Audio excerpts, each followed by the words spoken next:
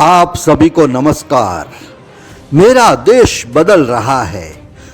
दुनिया में भारत का स्वाभिमान जग रहा है। नए भारत का उदय हो रहा है। भारत में लोगों की सोच बदल रही है। देश को देखने का उनका नजरिया बदल रहा है। राष्ट्रभाव का जागरण होता हुआ दिखाई दे रहा है। भारत पुनः अपने मूल स्वरूप में लौटता हुआ दिखाई दे रहा है। भारत में कुछ नए तीर्थ स्थान बन रहे हैं। लोगों के लिए नए पर्यटन स्थल विकसित हो रहे हैं। बदलते हुए भारत की तस्वीर देखिए जरा। दिल्ली में अब लोग लाल किला देखने की बजाय अक्षरधाम जाना ज्यादा पसंद करते हैं।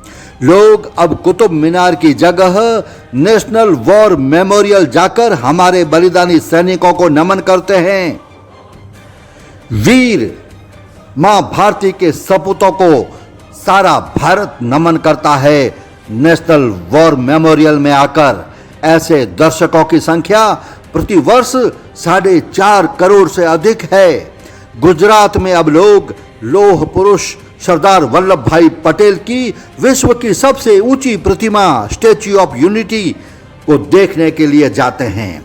देश विदेश के लोग इस प्रतिमा के दर्शन के लिए उमड़ रहे हैं और हम भारतवासी राष्ट्रीय एकता के लिए समर्पित इन महापुरुषों को भारत में नमन कर रहे हैं। मित्रों, राष्ट्राध्यक्षों के समिट अब आगरा अथवा शिमला में नहीं होते। विदेशी राष्ट्राध्यक्ष अब साबरमती के तट पर झूला झूलते हुए दिखाई देते हैं।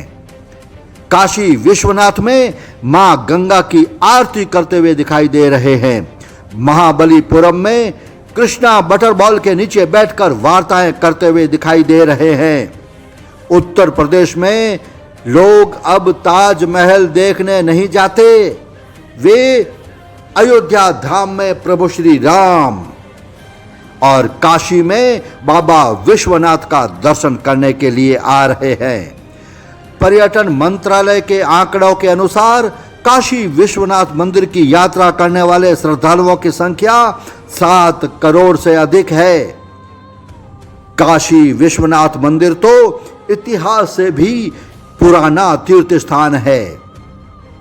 महाबलीपुरम की यात्रा करने वाले लोगों की संख्या 1 करोड़ से अधिक हो गई है।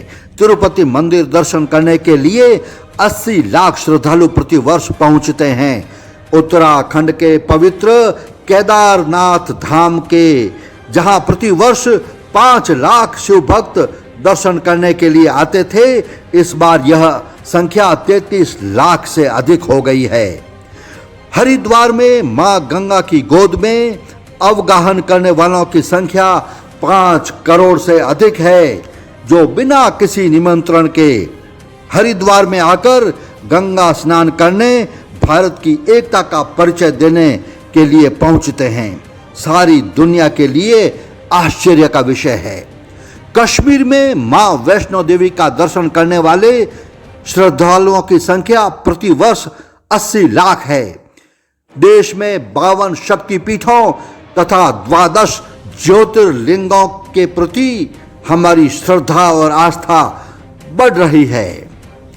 दिल्ली में जॉर्ज पंचम के बुद्ध के स्थान पर नेताजी सुभाष चंद्र बोस की विशाल प्रतिमा स्थापित होती हुई दिखाई दे रही है। 26 जनवरी के समापन समारोह बीटिंग द रिट्रीट के कार्यक्रम में अब विदेशी धुनों के स्थान पर भारतीय गौरव की धुनें बजाई जा रही है।